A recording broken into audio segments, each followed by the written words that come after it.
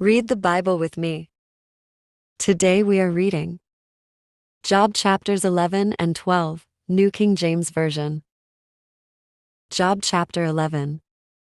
Zophar urges Job to repent. Then Zophar the Naamathite answered and said, Should not the multitude of words be answered? And should a man full of talk be vindicated?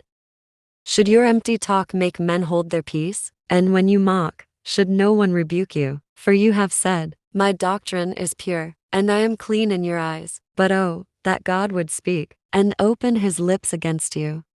That he would show you the secrets of wisdom, for they would double your prudence. Know therefore that God exacts from you less than your iniquity deserves. Can you search out the deep things of God? Can you find out the limits of the Almighty? They are higher than heaven, what can you do? Deeper than Sheol, what can you know? Their measure is longer than the earth, and broader than the sea. If he passes by, imprisons, and gathers to judgment, then who can hinder him? For he knows deceitful men, he sees wickedness also. Will he not then consider it? For an empty-headed man will be wise. When a wild donkey's colt is born a man, if you would prepare your heart, and stretch out your hands toward him. If iniquity were in your hand, and you put it far away, and would not let wickedness dwell in your tents, then surely you could lift up your face without spot. Yes, you could be steadfast, and not fear. Because you would forget your misery, and remember it as waters that have passed away, and your life would be brighter than noonday. Though you were dark, you would be like the morning.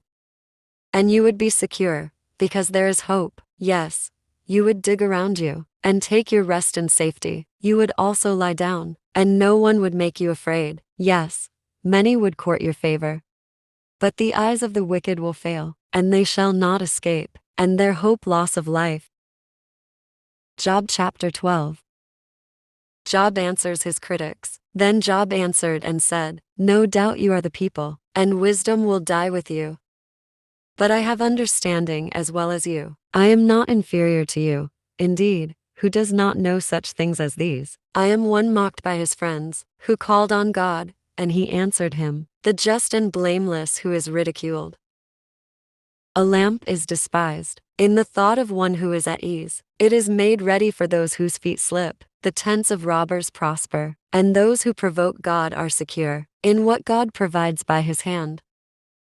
But now ask the beasts, and they will teach you, and the birds of the air, and they will tell you, or speak to the earth, and it will teach you, and the fish of the sea will explain to you. Who among all these does not know that the hand of the Lord has done this?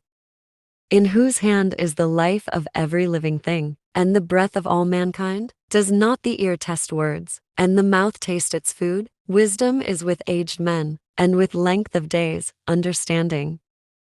With him are wisdom and strength. He has counsel and understanding. If he breaks a thing down, it cannot be rebuilt. If he imprisons a man, there can be no release. If he withholds the waters, they dry up. If he sends them out, they overwhelm the earth.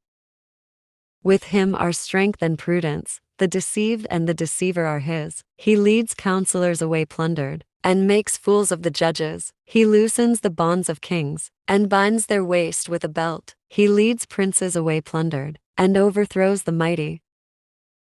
He deprives the trusted ones of speech, and takes away the discernment of the elders. He pours contempt on princes, and disarms the mighty. He uncovers deep things out of darkness, and brings the shadow of death to light.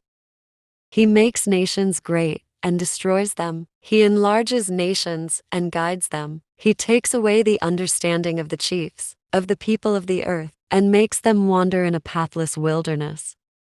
They grope in the dark without light, and he makes them stagger like a drunken man.